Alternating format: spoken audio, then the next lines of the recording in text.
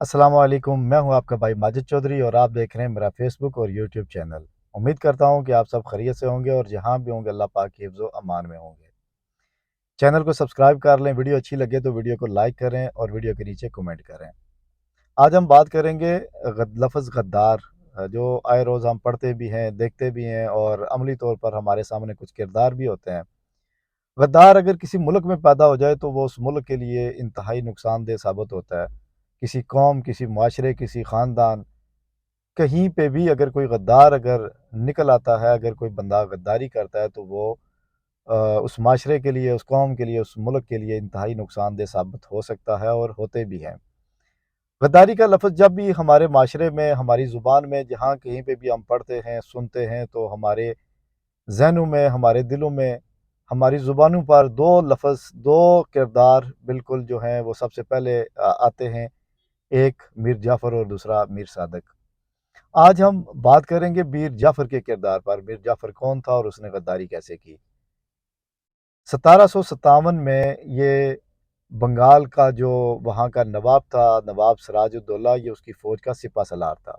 अंग्रेज़ की हुकूमत बंगाल के बंदरगाह पर कब्ज़ा कर चुकी थी, लेकिन बंगाल की हुकूमत पर कब्ज़ा करना काफ़ी कोशिश के बावजूद भी उनके लिए काफ़ी दुश्वार था। तो फिर अंग्रेज़ की फ़ौज ने ये सोचा कि मीर जाफ़र को अपने साथ मिलाते हैं और फिर उसके बाद अटैक करते हैं और बंगाल पे हुकूमत करते हैं और फिर बंगाल को फ़तह करते हैं। मीर जाफ़र के साथ उन्होंने बात की, इसको ऑफ़र की कि हम बंगाल को फ़तह करेंगे, लेकिन बंगाल का जो नया नवाब है वो आपको मुकर्रर करेंगे। मीर जाफ़र जो कि सिपह सलार था, उसके बदले में उनको ये चाहिए था कि जब हम हमला करेंगे तो आपने अपनी फ़ौज को अपनी जगह से हिलने नहीं देना और जवाबी कार्रवाई जो है वो नहीं करने देनी। तो हम बआसानी बंगाल पे कब्ज़ा कर लेंगे और अपनी हुकूमत जो है वहाँ पे कायम कर लेंगे। बिल्कुल वैसे ही हुआ। मीर जाफ़र लालच में आया और फिर जब जंग हुई तो मीर जाफ़र ने अपनी फ़ौज को लड़ने का हुक्म ही नहीं दिया और फ़ौज वहीं की वहीं रही और अंग्रेज़ों ने बंगाल पे कब्ज़ा कर लिया। कब्ज़ा करने के बाद जैसे उन्होंने एक वादा किया था, इसको उन्होंने वहाँ का नवाब बना दिया और फिर इसकी अय्याशियों और इसकी नाली की वजह से कुछ अरसे के बाद इसको हटा दिया गया। इसके भतीजे को वहाँ का नवाब बना दिया गया। लेकिन कुछ ही अरसे के बाद ईस्ट इंडिया कंपनी ने वहाँ पे अपनी हुकूमत कायम कर ली और उसके भतीजे को भी हटा दिया। ये जो तस्वीर आप देख रहे हैं, ये तस्वीर आज से 300 साल पहले एक इंतहाई शानदार महल हुआ करता था। लेकिन जैसे ही इस महल का मालिक मरा तो उसके बाद किसी ने इस महल में आबाद होने की कोशिश नहीं की। लोगों की इस महल के साथ इतनी ज़्यादा नफ़रत थी, इतनी ज़्यादा नफ़रत थी कि आज 300 साल गुज़रने के बाद भी ये नफ़रत कम नहीं हो सकी। मिसाल के तौर पर आज भी जब लोग इस महल के करीब से गुज़रते हैं तो लोग इसके ऊपर थूक कर गुज़रते हैं और कुछ लोग इस महल के साथ इस कदर अपनी नफ़रत की इंतहा पसंदी का मुज़ाहरा करते हैं कि अपने जूते उतार कर इस महल को जूते मारते हैं। इंसानों की तारीख में ये पहली इमारत है कि जिसके साथ इतनी शदीद नफ़रत की जाती है। और इस मुल्क की जो हुकूमत है उसने सरकारी तौर पर इस महल को सरकारी जो नाम दिया हुआ है वो गद्दार महल का है।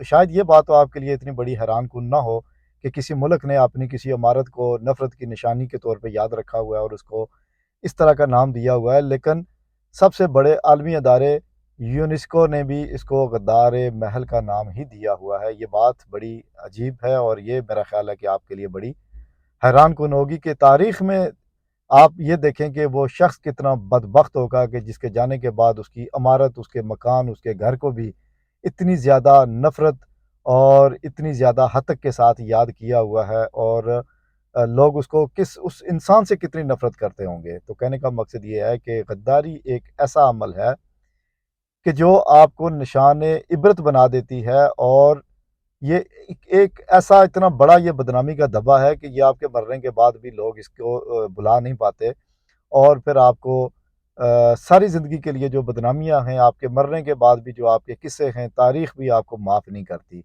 तो मैं कहने का मकसद ये मीर जाफ़र की बात सुनाने का मकसद ये था कि अल्लाह पाक की ज़ात जो हमारे वतन पाकिस्तान में जो गद्दार बैठे हुए हैं और जो पाकिस्तान को नुकसान पहुँचाते हैं, गैरों के लिए काम करते हैं, दुआ करें कि अल्लाह पाक की ज़ात पाकिस्तान को इन गद्दारों से बचाए, महफूज़ करे ताकि पाकिस्तान जो है अमली तौर पर اپنے پاؤں پہ کھڑا ہو، لا الہ الا اللہ کی بنیاد پہ بنا ہوا یہ ملک ہے، لیکن آج اس کی حالت زار ہو چکی ہے۔ نہ اس میں مسلمانوں والا کام رہ چکا ہے، نہ مسلمانیت باقی رہ چکی ہے۔ رشوت اور لا قانونیت یہ سارا کچھ جو ہے یہ ہمارا مقدر ہو چکا ہے، اور یہ صرف اور صرف اس وجہ سے ہے کہ غیر ملکی ایجنٹ وہاں پہ بیٹھے ہوئے ہیں جو پیسے لیتے ہیں، ڈالر لیتے ہیں، اور پھر پاکستان کی انہوں نے یہ حالت کی ہے۔ لیکن وہ کبھی بھی اس چیز کو تاریخ نہیں اٹھاتے، وہ اس سے وہ سبق نہیں حاصل کرتے کہ تاریخ ایسے لوگوں کو کن الفاظ میں یاد رکھتی ہے۔ اگر آج میر جعفر کی وجہ سے آج اگر اس محل کو اگر جوتے مارے جا رہے ہیں، تو یہ جوتے میرا خیال ہے کہ میں کہنا تو نہیں چاہتا چونکہ میر جعفر دنیا سے جا چکا ہے، لیکن یہ جوتے لا محالہ یہ وہیں پہ پڑتے ہیں۔ تو کہنے کا مقصد یہ ہے کہ اپنا کردار جو ہے کم از کم غداری جو ہے وہ چاہے آپ کسی کنبے قبیلے میں ہو یا کسی معاشرے میں، کسی خاندان، کسی کہیں پہ بھی ملک اور قوم کی سطح پہ جتنی بڑی سٹیج پہ آپ غداری کریں گے، نقصان میرا خیال ہے کہ آپ اتنا زیادہ کریں گے اور اتنی بڑی ہی بدنامی کا باعث بھی آپ بنیں گے۔ اپنے کردار کو صحیح کیجئے اور ایک اچھا پاکستانی، ایک اچھا شہری بننے کی کوشش کیجئے۔ اسی کے ساتھ ہی اجازت دیجئے، ملتے ہیں انشاءاللہ نیکسٹ ولاگ میں۔ اپنا بہت سارا خیال رکھیے گا۔ آپ کا بھائی ماجد چودھری، اللہ حافظ۔